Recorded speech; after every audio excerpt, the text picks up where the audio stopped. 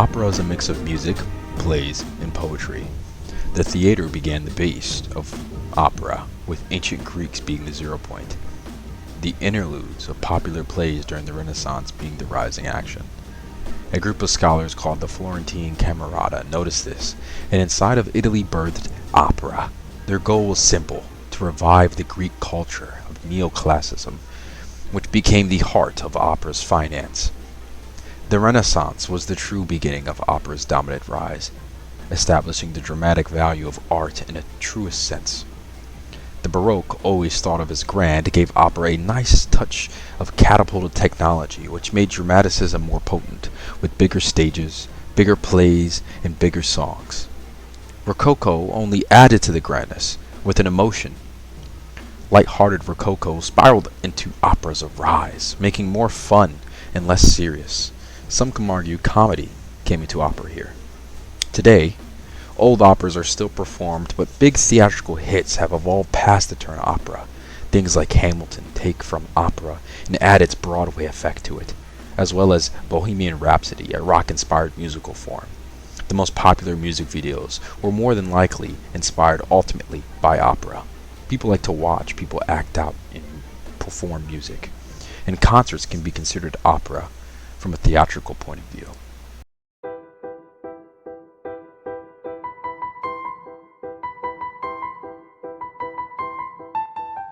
What happens when a count disguised as a poor student falls in love with a girl, but the girl is trapped by her freaky tutor who plans to marry her? He gets the barber to help him get the girl. Wait, and no one dies? That's right, no one dies. Unlike most operas where women get raped and everyone dies, The Barber of Seville is different. It's a goofy opera with a strange set of characters.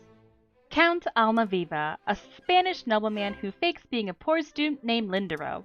He is a master of many disguises. Almaviva is in love with Rosina. He's also a stalker who followed Rosina from Madrid to Seville, trying to romance her. Rosina is a student who lives with Dr. Bartolo. Dr. Bartolo is an old physician who plans to marry her himself. Anyway, our count tried to woo Rosina with a love song and dance moves, but it was crickets. So he decided to get Figaro, the wingman of Seville, also the barber, although he never cuts any beards, to help him woo Rosina.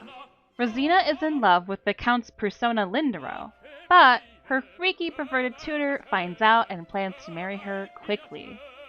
Almaviva, our lover boy, dresses up as a drunk soldier and walks straight into Bartolo's house, causing problems. He reveals to Rosina that he is actually not a drunk soldier, but her secret admirer. How romantic!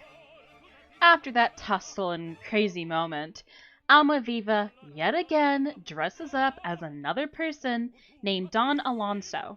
Anyway, while Bartolo is sleeping because he's old, Rosina and Lindero decide to make an escape plan during their music lesson.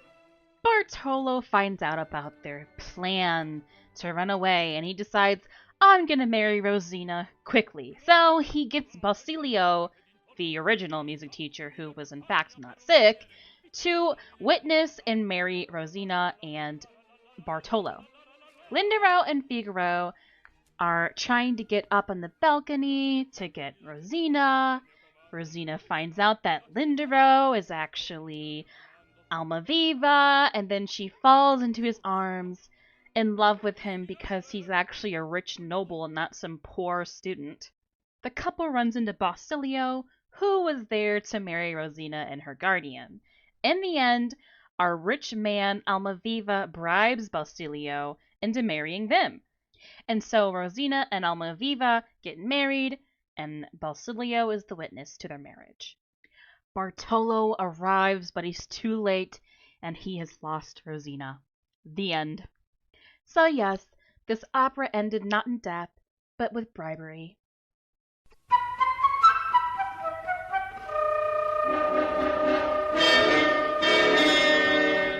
Born in Italy, 1793, Gioacchino Rossini was the maker of Barber of Seville.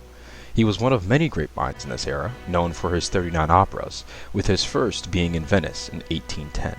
An odd fact about Rossini is he stopped doing operas very suddenly, with no explanation as to why. He was educated in music school in Bologna, Italy, and continued pursuing music and plays throughout his time making operas. He was inspired by other 18th century operas. Rossini was well known for being remarkably productive, completing an average of 2 operas per year for 19 years until he retired early. At the age of 76 in November 1868, Rossini died following an unsuccessful cancer operation. At the end of his life, he compromised 39 operas, Barber of Seville being the 17th. Looking for a fresh new cut? Need a trim? Our boy Figaro's got you. Big boy said he wanted to get his jung down jiggler snack up ate it and fuck with me not on seas. Big boy said jiggling my jiggle you, bittle you until I sleep will snack up ends. Pongnella oo snacks. You wanna see that alcohol burners man snacks, but no cuddle and snack with snack up ends? Jung them snack up ends. Who's not the Asians? John Snow the Asians. Who's now the Asians? Yes sir, who's snack up ends? Look at my face. You know. Did you know at least 11 cartoons have used the music and referenced the Barber of Seville? From Bugs Bunny, Woody the Woodpecker, and even Tom and Jerry. Here's a few. Figaro, Figaro, Figaro, Figaro, Figaro, Figaro.